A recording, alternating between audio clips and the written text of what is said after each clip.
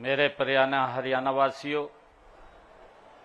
आदरणीय स्वतंत्रता सेनानियों व उनके परिवारजनों, माताओं, बहनों, युवा साथी और प्यारे बच्चों, मैं आप सभी को 80वें स्वतंत्रता दिवस की हार्दिक बधाई एवं शुभकामनाएं देता हूं। आज ही तीज का पावन पर्व भी है। मैं आप सबको तीज उत्सव की भी हार्दिक बधाई शुभकामनाएं देता हूं। मैं दिन रात और मौसम में देश की सीमाओं की रक्षा करने वाले सीमा प्रहरी सैनिकों को विशेष रूप से स्वतंत्रता दिवस की बधाई देता हूं। आज हर साल की तरह हर घर तिरंगा अभियान से पूरा देश देशभक्ति के रंग में रंगा है। हर घर, गली मुंडेर और हर मोहल्ले में तिरंगा फहरा रहा है। इस बार यह अभियान राष्ट्रीय गीत वंदे मातरम को समर्पित किया गया है।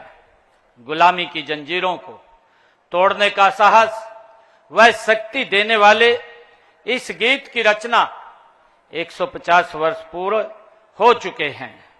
इस पावन अवसर पर मैं देश की आजादी तथा आजादी के बाद देश की रक्षा के लिए कुर्बान होने वाले सभी ज्ञात अज्ञात शहीदों को अपने श्रद्धा सुमन अर्पित करता हूं। राष्ट्र कवि रामधारी दिनकर जी ने उनकी स्तुति में कहा है, जला अस्थियां बारी बारी, चिटकाई जिनमें चिनगारी, जो चढ़ गए पुण्य वेदी पर, लिए बिना गर्दन का मोल, कलम आज उनकी जय बोल। हमें गर्व है कि आजादी की लड़ाई में हरियाणा वासियों ने भी अग्रणी भूमिका निभाई है। 1857 की क्रांति तो अंबाला छावनी से शुरू हुई थी। इस क्रांति के शहीदों की स्मृति को चिरस्थायी बनाने के लिए अंबाला में 22 एकड़ भूमि पर अंतर्राष्ट्रीय स्तर का एक शहीदी स्मारक बनाया गया है। यह नई पीढ़ियों को देश के लिए त्याग, सेवा और कुर्बानी की प्रेरणा देता रहेगा। साथियों, आजादी के बाद भी हरियाणा के वीरों ने देश की सीमाओं की सुरक्षा में बड़े बलिदान दिए हैं। हमारे वीर जवानों ने 1962, 1965 व 1971 के विदेशी आक्रमणों तथा ऑपरेशन कारगिल युद्ध के दौरान वीरता की नई मिसाल पेश की है। वीर सैनिकों का सम्मान करना हमारा परम कर्तव्य है। इस फर्ज को निभाते हुए हरियाणा सरकार ने शहीद सैनिकों व अग्निवीरों की एक्स ग्रेसिया ग्रांट 1 करोड़ रुपए की है। दिव्यांगता की स्थिति में 35 लाख रुपए तक दिए जाते हैं। शहीदों के 423 आश्रितों को नौकरी भी दी है। भाइयों बहनों, मुख्यमंत्री के रूप में स्वतंत्रता दिवस पर ध्वजारोहण का मेरा तीसरा अवसर है। मेरा परम सौभाग्य है कि मुझे हरियाणा के नए बने 23वें जिले हांसी में ध्वजारोहण का ये अवसर मिला है।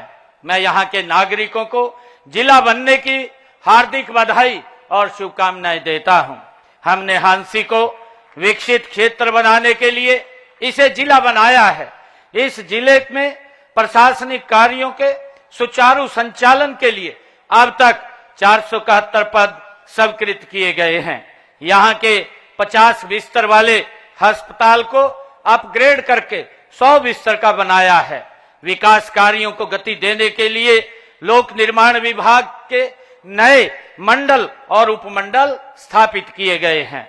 साथियों, वीर भूमि हांसी का इतिहास ये गौरवशाली रहा है। कभी हिंदुस्तान की दलहीज के रूप में विख्यात हांसी के लोगों ने 1857 में प्रथम स्वतंत्रता संग्राम के दौरान महान बलिदान दिए हैं। यहाँ की लाल सड़क अंग्रेजों के नरसंहार की आज भी साक्षी है। अंग्रेजों ने यहाँ आजादी के अनेक मतवालों को गिरडी फेर कर कुचलवा दिया था। साथियों, आप यह भी जानते हैं कि 1857 में हांसी के लाला हुकमचंद कानूगो और मिर्जा मुनीर बेग को अंग्रेजी शासकों ने फांसी के फंदे पर उनके मकान के सामने लटका दिया था। उनकी यातनाएं यही नहीं रुकी, धर्म पर चोट करने के लिए लाला हुकमचंद को दफनाया गया और मिर्जा मुनीर बेग को जलाया गया। मैं इस वीर भूमि को नमन करता हूं। भाइयों बहनों, आजादी के इस पर्व पर हम अपने उन राष्ट्र नायकों, सीमा प्रहरी सैनिकों, वैज्ञानिकों, अन्नदाता किसानों, उद्यमियों, मेहनत कश कामगारों के प्रति भी गहन कृतज्ञता व्यक्त करते हैं, जिन्होंने अपनी प्रतिभा, साहस, मेहनत के बल पर भारत को दुनिया की बड़ी शक्ति के रूप में खड़ा कर दिया है। आजादी का यह पावन पर्व उपलब्धियों का जश्न मनाने का दिन भी है। हमारा सौभाग्य है कि आज देश का नेतृत्व कर्मयोगी, कर्तव्यनिष्ठ, दूरदर्शी और यशस्वी प्रधानमंत्री श्री नरेंद्र मोदी जी कर रहे हैं। वे एक तपस्वी की भांति राष्ट्र सेवा में लगे हुए हैं। इसी का परिणाम है कि पिछले 12 वर्षों में देश की तस्वीर बदली है, लोगों की तकदीर बदली है। हमें गर्व है कि अब भारत दुनिया की सबसे बड़ी शक्तियों में शामिल हो गया है। एक समय था जब भारत दुनिया से तकनीक मांगता था। आज हम अपनी उन्नत तकनीक के बल पर न केवल मिसाइलें बना रहे हैं, बल्कि हमने सूर्ययान, चंद्रयान और मंगलयान जैसे मिशन भी पूरे किए हैं। भाइयों बहनों, मई 2025 में ऑपरेशन सिंदूर के दौरान भी दुनिया ने हमारी स्वदेशी तकनीक और हथियारों की ताकत देखी है। यही नहीं, हमारी सेना ने ऑपरेशन महादेव चलाकर पहलगाम के गुनाहगारों को उनकी करनी की सजा भी दी है। आज हमारा रक्षा क्षेत्र आत्मनिर्भरता की दिशा में तेजी से आगे बढ़ रहा है। मेक इन इंडिया और स्वदेशी अभियान ने तो आयातक से निर्यातक राष्ट्र की ओर अग्रसर किया है। अंतरिक्ष रक्षा, सेमीकंडक्टर, ग्रीन एनर्जी, एआई जैसे क्षेत्रों में हमारी उपलब्धियां उल्लेखनीय हैं। पिछले दिनों माननीय प्रधानमंत्री जी जींद से सोनीपत तक देश की पहली हाइड्रोजन ट्रेन चलाकर ऊर्जा क्षेत्र में एक नई सौगात वो दी है।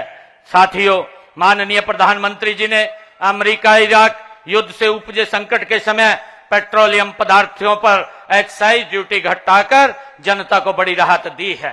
साथियों, ऐसे समय में जब कई देशों में एनर्जी लॉकडाउन लगने की नौबत आ गई थी, तब भी भारत में तेल व गैस की कोई कमी साथियों नहीं रहने दी है। भाइयों बहनों, राष्ट्र की इस प्रगति यात्रा में हरियाणा प्रदेश का भी महत्वपूर्ण योगदान है। पिछले 12 वर्षों में हरियाणा ने विकास के हर क्षेत्र में नए कीर्तिमान स्थापित किए हैं। प्रदेश में शिक्षा, स्वास्थ्य, उद्योग, कृषि, बिजली, समाज कल्याण, महिला सशक्तिकरण और रेल व हवाई कनेक्टिविटी के मामले में अभूतपूर्व कार्य किए हैं। हरियाणा की असली पहचान अब जय जवान, जय किसान और जय पहलवान से है। हमारे किसान देश का अन्न भंडार भरते हैं, हमारे जवान सीमाओं पर भारत माता की रक्षा करते हैं और हमारे धाकड़ खिलाड़ी पूरी दुनिया के खेल मैदानों पर तिरंगा फहराते हैं।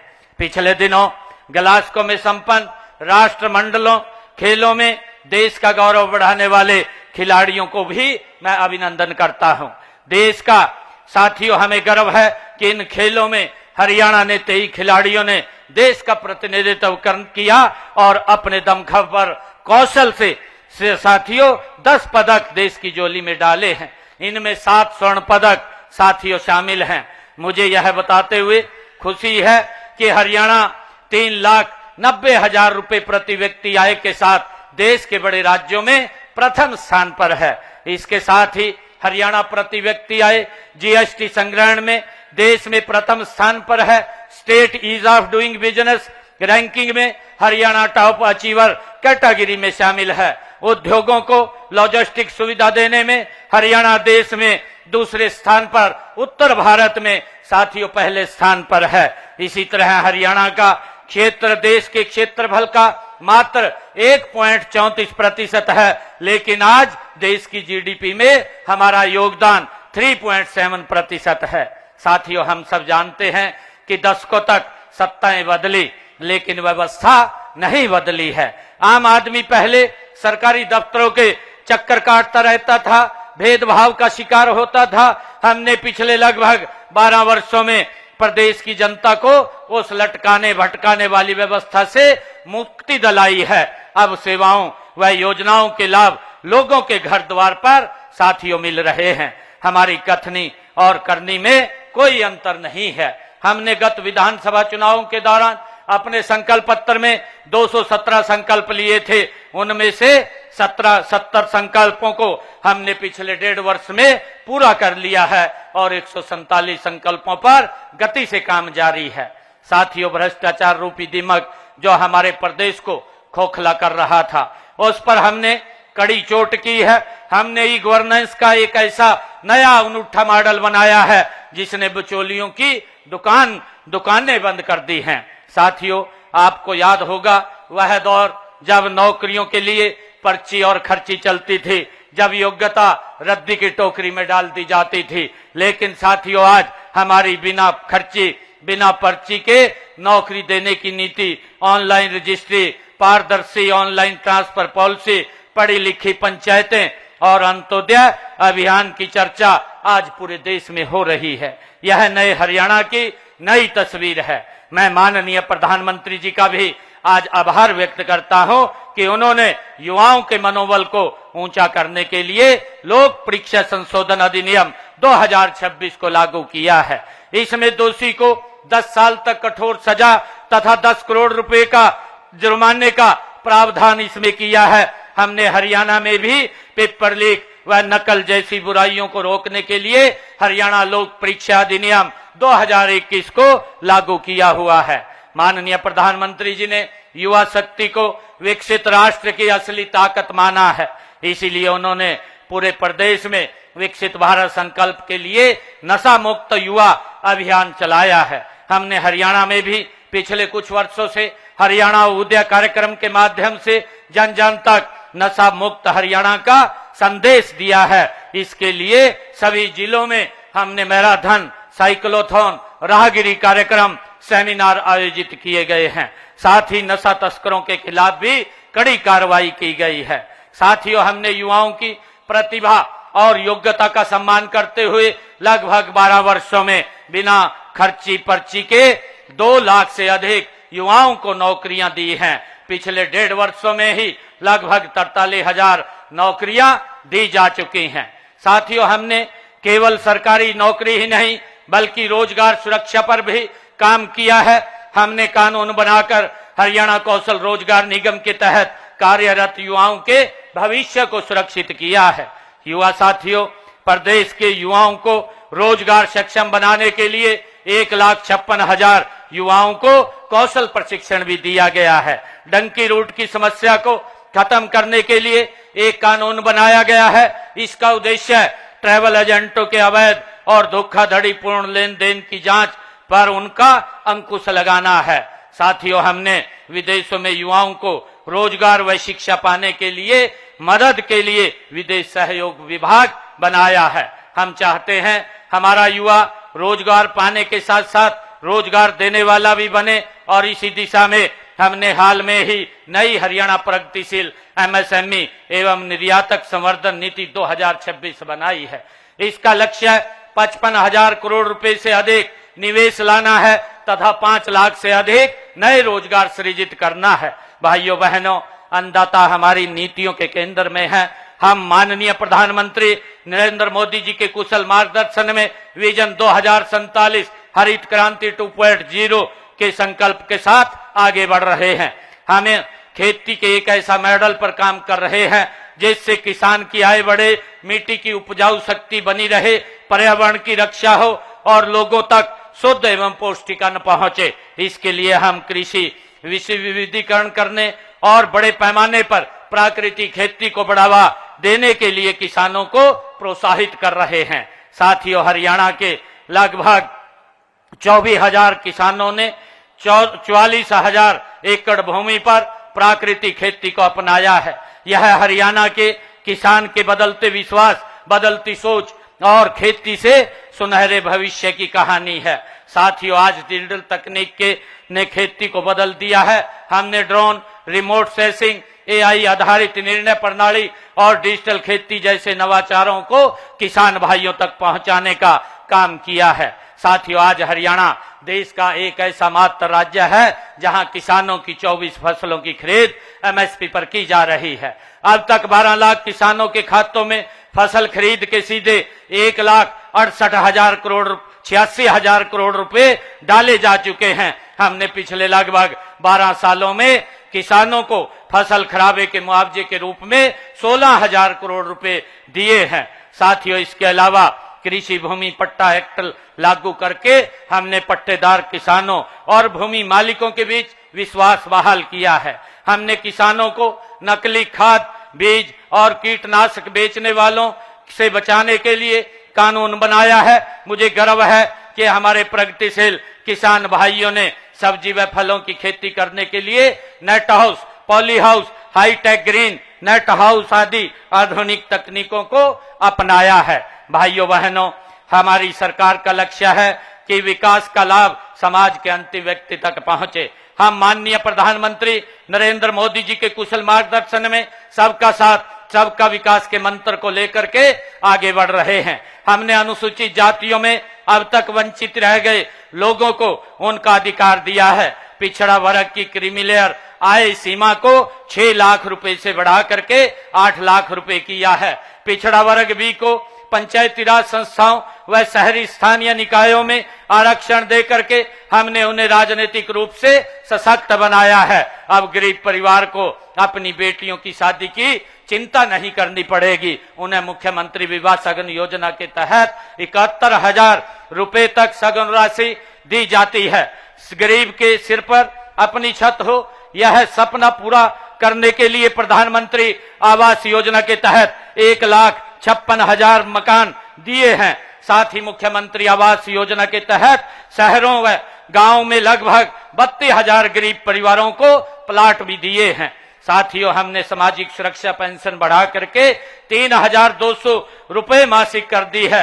दिव्यांग पेंशन का दायरा बढ़ाते हुए इसका लाभ 10 अन्य श्रेणियों को भी दिया गया है। साथियों, पीएम सूर्य मुफ्त बिजली योजना के तहत अब तक 1,53,000 सोलर सिस्टम लगाए जा चुके हैं।